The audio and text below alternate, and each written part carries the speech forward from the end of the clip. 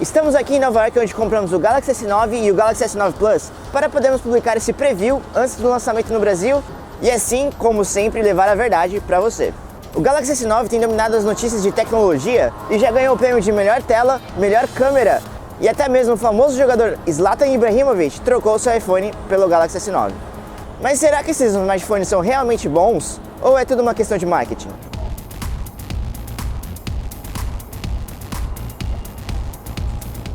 A embalagem é a mesma do ano passado. Abrindo a caixa, encontramos o mesmo de sempre.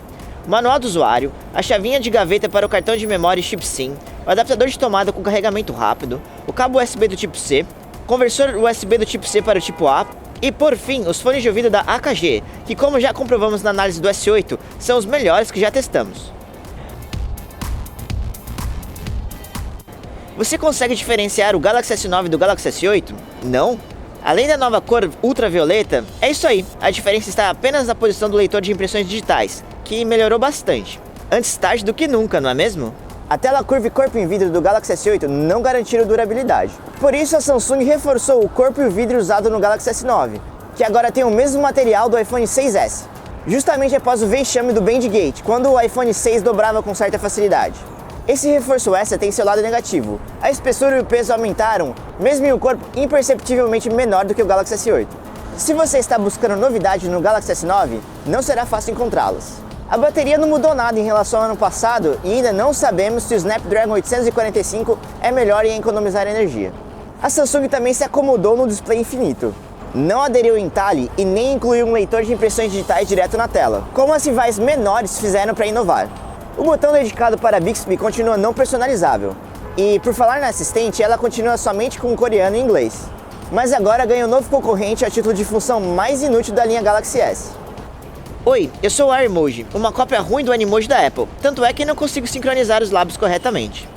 Certo, o Snapdragon 845 do Galaxy S9 é rápido, mas em nossos testes prévios ele não conseguiu superar o rei do ranking do tudo celular, o OnePlus 5T, aquele com o Snapdragon 835. Além do mais, ele nem conseguiu superar o iPhone X. No teste do AnTuTu, por outro lado, ele ganha dos dois.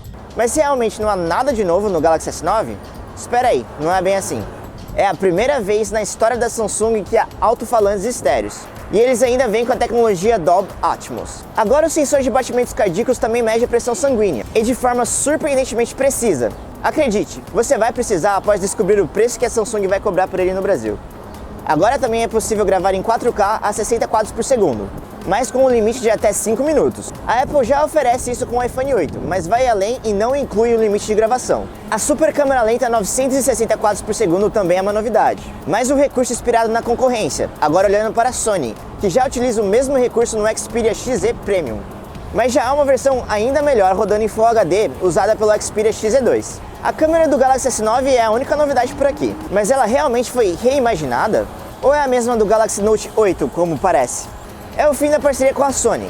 Desde o Galaxy Note 8, os sensores são feitos exclusivamente pela Samsung. E também, é a primeira vez que um telefone tem abertura variável e consegue fazer a mesma coisa de uma câmera profissional. A lente abre para 1.5 ou fecha para 2.4, dependendo do ambiente, aumentando ou reduzindo o espaço por onde a luz passa. É uma imitação da anatomia dos nossos olhos para se adaptar ao cenário. Quanto menor o número, melhor a abertura. E atualmente nenhum outro smartphone possui uma abertura tão boa quanto a do Galaxy S9. O que significa que fotos com pouca luz são teoricamente melhores. Mas isso é realmente verdade? Esta é uma foto no Central Park com pouca luz e abertura 2.4. E esta com abertura 1.5. Ela é muito mais clara. Aqui a foto à noite com abertura 2.4 é muito escura, ao contrário da 1.5, que é perfeita. Mas como é a diferença entre o Galaxy S8 com abertura 1.7 e a nova 1.5 do S9? Esta é uma foto do Galaxy S8 e essa do S9 com 1.5, que tem apenas mais detalhes como diferença. Aqui é a foto de noite com o Galaxy S8 e essa do S9 com 1.5. Aqui tudo muda, menos o brilho, que teoricamente deveria ser melhor. Vimos muita diferença de qualidade graças ao novo sensor, mas parece que a abertura melhor não tem muito impacto no final. E o que o S9 Plus tem a mais? Bom, nada. Ele é o mesmo do S8 Plus, só que ele tem a câmera dupla do Note 8 e a abertura variável do S9. E qual a diferença em comparação com a câmera do S9?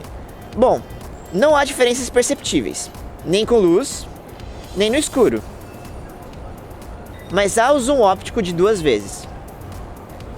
E também a seleção do desfoque antes de capturar a foto.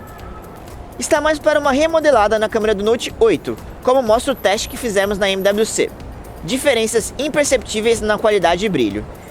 A Samsung tentou adicionar um recurso profissional em um dispositivo de consumo. Mas os profissionais vão gostar dessas fotos do S9? Não, devido à alta saturação.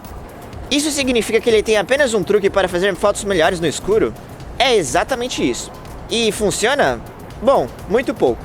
O que podemos afirmar nesse contato inicial com os novos smartphones da Samsung é que temos um cruzamento de Galaxy S8 com Galaxy Note 8, a Samsung Experience chega defasada, enquanto esse S9 traz Android 8, até mesmo o S8 já recebeu a versão 8.1.